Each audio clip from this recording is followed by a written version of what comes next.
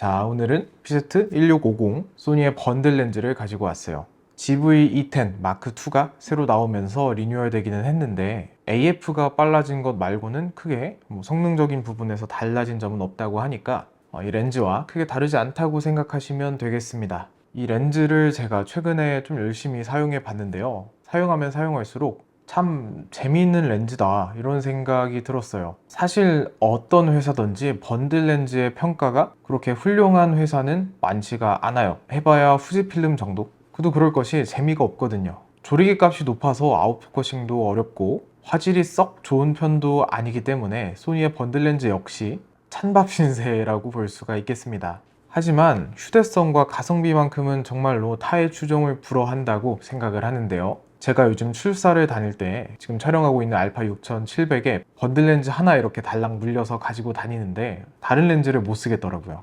1650 환산 2475 정도인데요. 노잼이라면 노잼이고 편하다면 편한 화각이죠. 일단 번들 렌즈 중에서 이렇게 깔끔하게 2470의 화각대를 담는 렌즈가 은근 많지 않습니다. 소니 말고는 니콘 번들 렌즈가 그런 걸로 알고 있어요.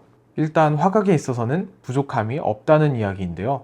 문제는 이 렌즈가 아니라면 이 마운트 안에서 이렇다 할 대안이 크게 있는 것도 아니라는 것이죠. 완전 고급 라인인 1655G로 가는 것이 아니라면 1670 렌즈나 제가 얼마 전에 리뷰한 18105 렌즈 같은 경우도 10년이 넘어가는 렌즈들이니까요. 다행히 서드파티 대안으로 시그마의 1850 그리고 보이실지 모르겠는데 탐론의 1770 렌즈가 있습니다. 어쨌든 간에 네이티브에서 렌즈가 빈약한 것은 사실이죠. 그래서 돈을 애매하게 투자할 바에는 이 렌즈를 보게 되는데 다행히 썩 나쁘지는 않다고 보거든요. 그런데 이 나쁘지 않다는 말이 또 입문자 입장에서 보면 그렇지 않다는 말이죠. 이 렌즈의 진가가 발휘되려면 f8에서 10 정도로 조여서 쓸 필요가 있는데요. 문제는 그렇게 밖에 들고 나가서 촬영을 해보면 휴대폰 카메라와 크게 다른 것 같지도 않고 실내에서 f8로 찍자니 보이지도 않고 물론 조명을 다 갖춰놓고 촬영하면 꽤나 잘 나오지만 누가 그런 조명 다 갖춰놓고 번들 렌즈를 씁니까? 그러니까 이 렌즈는 이미 카메라 쓸 거 다 써보고 무게에 지쳐서 되돌아봤을 때 괜찮은 렌즈지 대부분의 상황에서 좋은 평가가 내려지는 렌즈는 아니라는 말이죠. 어쩔 수 없는 저렴한 티도 많이 납니다. 가장 큰 문제는 역시 조리개 값인데요. 16mm에서는 3.5, 50mm에서는 5.6, 50mm에서 최대 개방이 5.6, 5.6이 사진 촬영하는데 절대적으로 낮은 수치냐? 그거는 아니라고 생각하는데요. 문제는 최대 망원에서 최대 개방이라는 이 두 가지 조건이 겹치니까 색수차 파티가 납니다. 그래서 못해도 두 스탑 정도는 조리개를 조여서 사용하게 됐는데요. 조리개를 조이면 꽤 많이 개선이 되긴 하지만 이게 완전히 없어지지는 않더라고요. 특히 전신주의 전선 같은 부분에서는 색수차가 없어지지를 않습니다. 불행 중 다행인 점은 f8 정도로 조였을 때 화질이 나쁘진 않다는 것이죠. 물론 아웃포커싱은 포기를 해야겠지만요.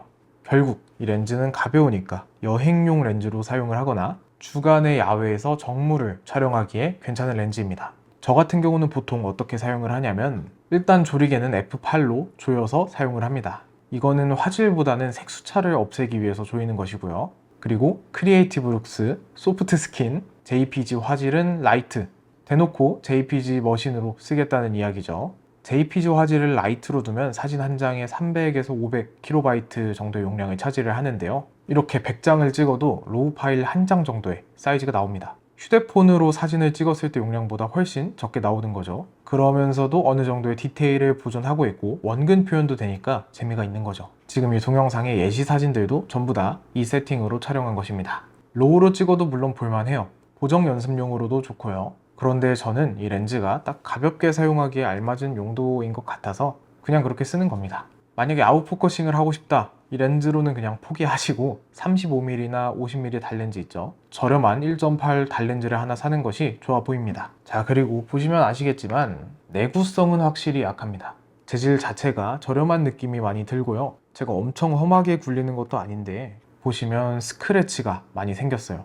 좀 쓰다가 고장나면 바꿔야죠. 중고로 잘 찾으면 3만원에도 구할 수가 있으니까요. 동영상 이야기를 하자면 제가 이 렌즈를 가지고 동영상을 많이 촬영해 본 것은 아닌데요. OSS가 괜찮은 수준이라서 브이로그 용도로 좋아 보여요. 신기하죠? 이 작은 렌즈에 나름 파워줌에 손떨방에 다 들어가 있으니까요. 당연히 화질을 기대할 그런 것은 아닙니다. 뭐 4K 해봤자 800만 화소 사용하지 않냐? 그렇더라도 4K 촬영할 때 좋은 렌즈들 써보면 화질 좋은 게 다 체감이 됩니다. 그러니까 너무 본격적으로 사용하기에는 무리가 있는 렌즈고 일상 영역에서는 충분하다고 봅니다. 여기까지 간단한 리뷰를 했고 또 이모저모에 대해서 이야기를 해보겠습니다. 디자인의 재밌는 포인트는 저는 처음에 이 렌즈 링이 두 개인 줄 알았어요. 근데 하나더라고요. 디자인만 이렇게 두 줄로 나눠져 있고요. 참고로 리뉴얼된 신형은 하나로 이렇게 되어 있더라고요. 이 링을 돌리면 줌이 됩니다. 그런데 초점 모드를 MF 모드로 두면 이 링이 초점 링으로 바뀌는데요. 다행인 점은 파워 줌 레버가 있어서 줌을 따로 할 수 있다는 것이죠. 꽤 머리를 잘 썼어요. 그리고 이 렌즈를 쓰시는 분들 보면 하나같이 캡을 잃어버린 채로 사용하시던데 정품 캡이 너무 비싸요. 무슨 15,000원 가까이 하던데 뭐 캡 팔아서 건물 하나 올리겠어요. 여기 보시면 필터 구경이 써있죠. 40.5 인터넷 사이트에서 40.5mm 호환 렌즈캡 사시면 하나 500원에도 살 수 있으니까 하나씩 해서 달고 다니세요. 요즘 추세가 번들 렌즈들이 침동식으로 나오는 편인데요.